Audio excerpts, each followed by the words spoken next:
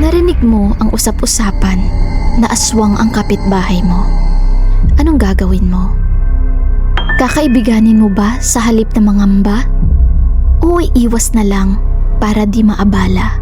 Mysteries, Untold Stories, Tales of True Fear, Mystery, and the Unexplained, inspired by real encounters and folklore. Each story reveals the unseen, the unheard, and the unforgettable. Hi, Mystery. Magandang araw sa inyo. Ako si Abilene Hensoli, 41 years old at kasalukuyang OFW sa Dubai, UAE. Isa ako sa mga followers ninyo sa YouTube.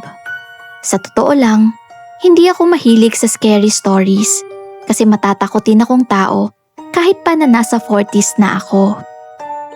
Ang unang dalawang kwento ninyo na napakinggan ko ay ang Manlayog na may halong comedy at yung 100 piso na muntik na akong maiyak dahil sa mala MMK effect nito.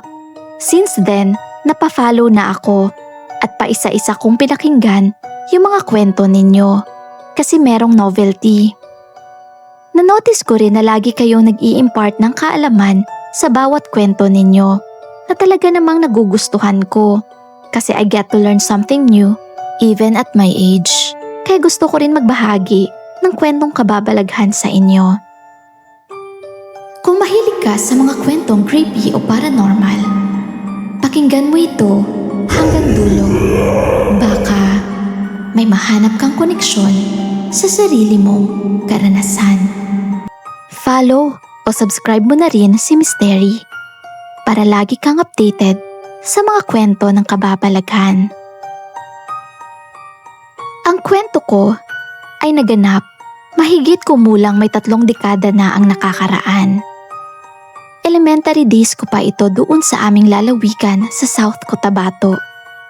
Growing up, kasama ko lang ang aming mama na si Remy at 2 kong nakababatang kapatid na tawagin na lang natin sa mga pangalang Tim at Lovely. Na mga panahong ito, halos kakasilang lang kay Tim at si Lovely naman mga nasa 4 na taong gulang na. Ang bahay na tinitirhan namin ay may 2 palapag at may 2 hagdan, isa sa loob at isa sa labas na konektado sa pinto ng 2nd floor. Ang bahay na ito ay nirerentahan lang namin sa isang lugar na tinatawag na PC compound. Ang mga bahay sa loob ng PC compound ay magkakatabi lamang na may more or less 5 metro lang ang pagitan. Sa likod ng aming bahay ay may nakatirang mag-asawa na itago na lang natin sa mga pangalang Jose at Teresa.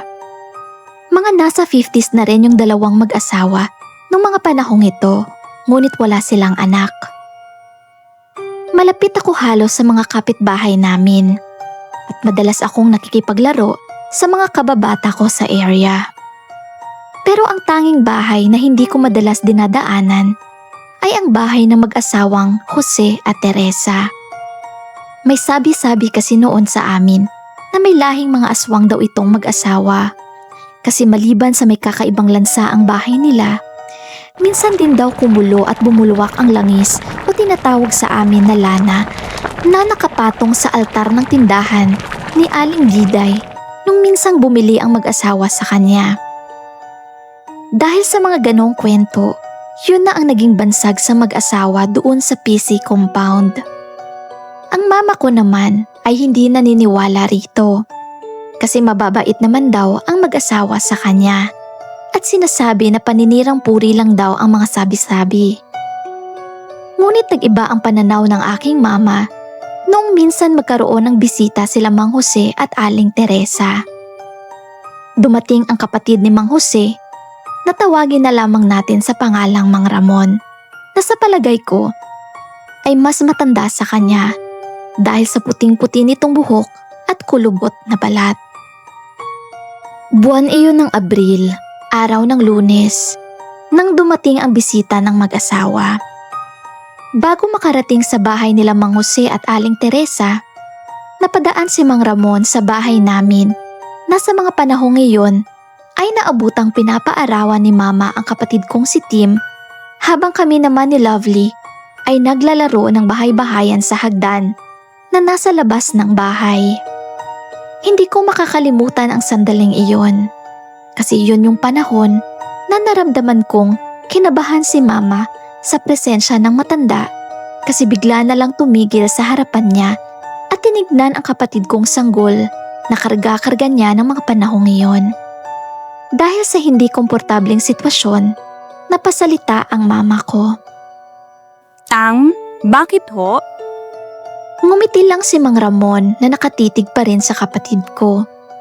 Tinaas niya ang kanyang kamay papunta sa direksyon ng ulo ng kapatid ko na siya namang agad iniwas ng mama ko para di niya mahawakan. Nagtanong ulit ang mama ko. Ano po kailangan nila, Tang? Pagarito po ba sila?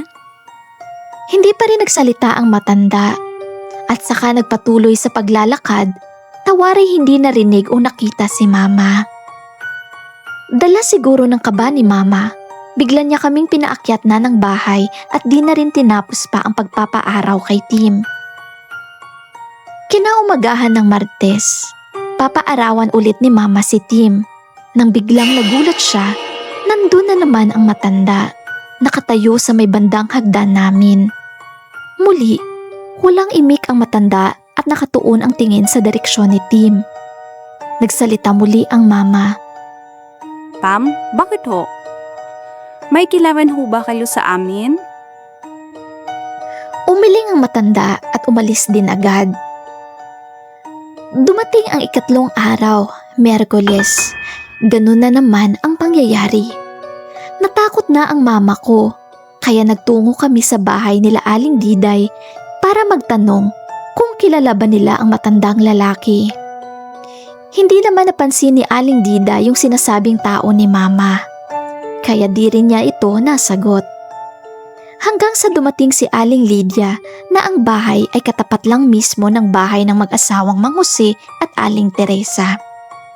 At doon napag-alaman ang pagkakakilanlan ng matandang lalaki.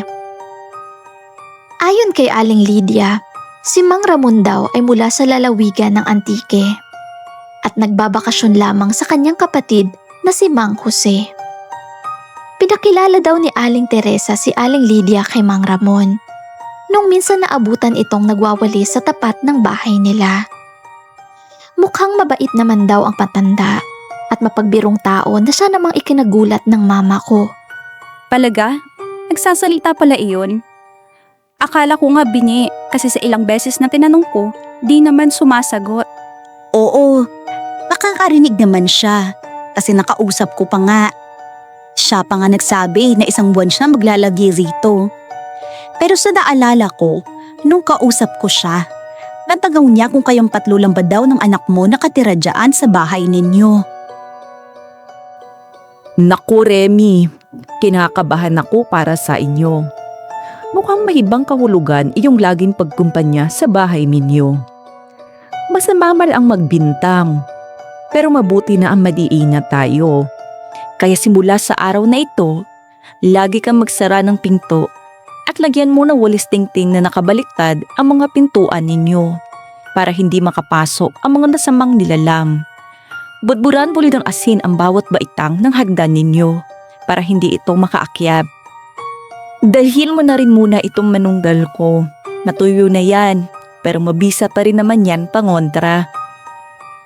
Para sa mga hindi pa nakakaalam, bukod sa pagiging panlaban umano sa aswang, ang manunggal, na mas kilala rin bilang makabuhay o heavenly elixir, ay isang uri ng halamang gamot na gumagapang at maaaring umabot sa haba na 4 hanggang 10 metro.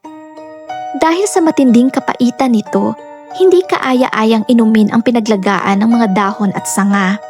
Gayunpaman, ang mapait na sangkap nito na tinatawag na quasinoids ay kilalang mabisang pampagana sa pagkain, panlinis ng tiyan at panlaban sa mga parasitiko sa katawan. Bukod pa rito, ginagamit din ang katas mula sa sanga ng manunggal bilang lunas sa mga problema sa balat gaya ng pangangati, galis at sugat. Kaya lang, mahigpit itong ipinagbabawal sa mga buntis dahil maaaring makaapekto ito sa pagkapit ng sanggol sa sinapupunan. Umalis kami sa bahay nila Aling Diday at pagka-uwi mismo pinabantayan sa akin ni Mama si Tim at Lovely at sa kanya binudbura ng asin ang mga baitang ng hagdan pati ang mga sulok ng bahay. Naglagay rin si Mama ng nakabaliktad na wali sa parehong pintuan namin sa loob ng bahay at nilagyan ni Mama ng bawang ang bulsa ng mga shorts namin. Si Tim naman ay pinasuotan ni Mama ng blessed na scapular. Dumating ang araw ng Huwebes. Hindi kami nakalabas ng bahay. Sumilip din si Mama sa bintana namin mula sa ikalawang palapag para tingnan kung naroon ulit ang matanda. Pero di niya na ito nakita. Natapos ang araw ng Huwebes ng tahimik, pero balisa pa rin si Mama. Araw ng Biyernes, umaga pa lang, iyak na ng iyak si Tim. Yung iyak ni Tim ay yung tipong hindi maintindihan kung saan nung dahilan ito umiiyak. Hindi naman ito gutom, hindi rin bloated ang tiyan, pero ang iyak ni Tim ay yung iyak na masakit sa tenga na akala mo'y iyak ng kinakatay na baboy. Nahirapan si Mama patahanin si Tim ng mga panahong iyon hanggang sa binuksan ni Mama ang pintuan sa ikalawang palapag para makapasok ang hangin. Baka kasi naiinitan lang si Tim. Tumahan naman kinalaunan si Tim hanggang sa makatulog ito muli. Pagsapit ng alas 6 ng gabi, nagsimula na naman sa pag-iyak si Tim. Una, patigil-tigil ng iyak lang ito. Hanggang sa pagdating ng alas 10, palakas na ng palakas ang iyak niya. Ang sakit-sakit na sa tenga. Naawa ako sa Mama ko kasi naiiyak na rin siya at hindi niya na alam ano pa ang gagawin para patahanin si Tim. Pinatulog na kami ni Mama kahit iyak ng iyak si Tim. Nakatulog ako ng mga sandaling iyon nang bigla akong maalimpungatan sa malakas na boses ni Mama. Tim! Tim! Tim! Nakita ko si Mama yinuyugyug si Tim. Dahil bigla na lang ito tumigil sa pag-iyak, naging lupaypay ang katawan, hindi na ito gumagalaw at ang mga labi ay namumutla na. Sa panahong iyon, bigla din kami natakot at naiyak na rin ni Lovely kasi kung may anong malaking hayop ang nakatala sa pinto namin. Kasabay ng malakas na kabog ng pinto, may kung anong malakas na ungol din kami naririnig na wari galit at gustong manakmal. Kakaiba rin ang amoy ng bahay ng mga sandaling iyon. May kung anong nabubulok ang umaalingasaw sa paligid. Habang karga-karga ni Mama si Tim, inabot ni Mama sa akin ang isang lagayan ng asin at hinila niya kaming dalawa ni Lovely palapit sa kanya. Halos nakadikit na kami sa binti ni Mama. Biglang tinaas ni Mama ang kanyang kanang kamay at sinambit ang mga salitang ito ng malakas. Sa ngalan ni Jesucristo, anak ng Diyos na aking tagapagligtas at ng aking buong pamilya, lumakayas kang aswang ka sa pamamangay ko. Hindi ka saklawan ng tahanan nito. Wala kang karapatan sa dugo ng aking sinapupunan. Tanging Diyos lang ang may karapatan sa buhay ko at ng mga anak ko. Kilala kita na aswang ka. Sa ngalan ng Diyos na Ama na makapangyarihan sa lahat, pinapalayas kita ngayon din. At huwag ka nang babalik kailanman. Amen, Amen, Amen. Matapos magsalita si Mama, bigla niyang binuksan ang bintana at hinugot sa akin ang lagayan ng asin para isaboy sa labas ng bahay. Habang sinasaboy ni Mama ang asin, nagulat ako sa nakita ko. Isang malaking asom na itim na mabilis ang takbo. Mahaba at malaki ito. Ni minsan hindi pa ako nakakita ng ganong kalaking aso.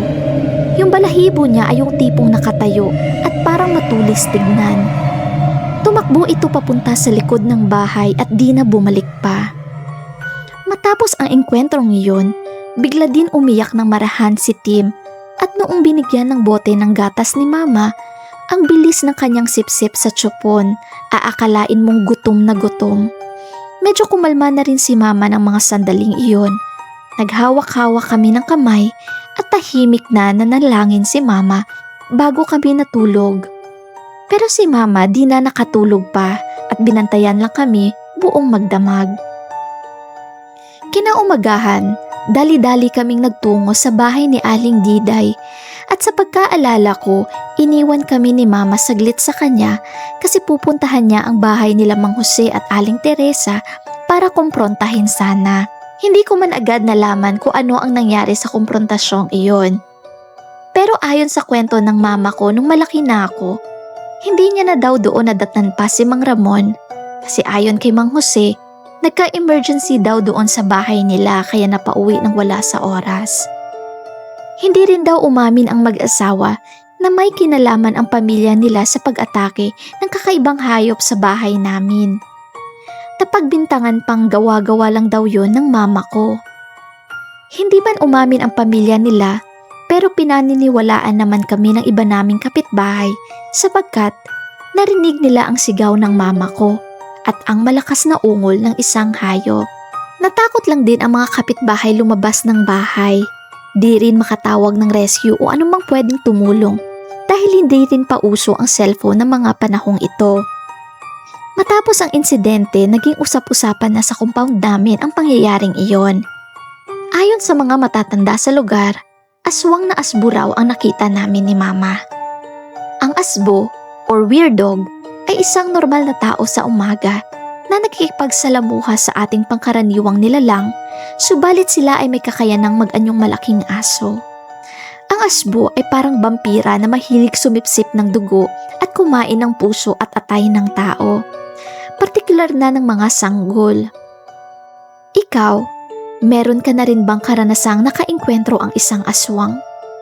Ibahagi mo sa comment section. Malay mo, ang aswang sa kwento ko ay nasa tabi-tabi lang pala ninyo, nakikihalubilo at nagbabalat kayo.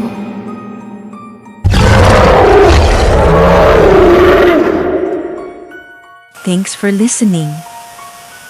The next story could be yours. Follow us for more.